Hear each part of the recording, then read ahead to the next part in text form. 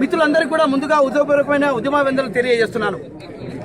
ఇక్కడ ఈ చర్చా వేదిక సందర్భంగా ప్రభుత్వం యొక్క దమన నీతి ఎంత స్పష్టంగా మనకు బయటపడిందో చాలా స్పష్టంగా మనకు కనిపిస్తుంది. అయితే ప్రభుత్వం యొక్క దమన నీతి కానివ్వండి, దీన్ని అడ్డుకున్న విధానం కానివ్వండి, దీనికోసం మనం అప్పుడే బెంబేలెత్తిపోవాల్సిన అవసరం లేదని చెప్పి కూడా మీకు నేను విజ్ఞప్తి చేస్తున్నాను.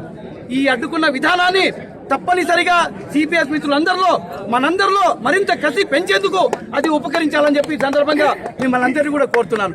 ఖచ్చితంగా సిపిఎస్ సాధించేదాకా మీ వెన్నంటే ఉంటామని తెలియజేస్తూ రేపు రాబోయే రోజుల్లో శాసన మండలికి ఎన్నికైన తర్వాత కూడా అంతే నిజాయితీగా అంతే నిబద్ధతతోని ఏ రాజకీయ ఒత్తిళ్లకు లొంగకుండా ప్రభుత్వ పక్షాలకు భజన చేసే భజన పరులుగా కాకుండా ఖచ్చితంగా ఉపాధ్యాయుల ఉద్యోగుల ఆప్తమిత్రులుగా వారిలో ఒకరిగా ఈ సిపిఎస్ విధానం రద్దు కోసము ఖచ్చితంగా పోరాడతామని చెప్పి మీ వెన్నంటి ఉంటామని చెప్పి ఇప్పటికే దేశవ్యాప్తంగా ఆందోళనలు ఏ రకంగా జరుగుతున్నాయో మీరు చూస్తున్నారు.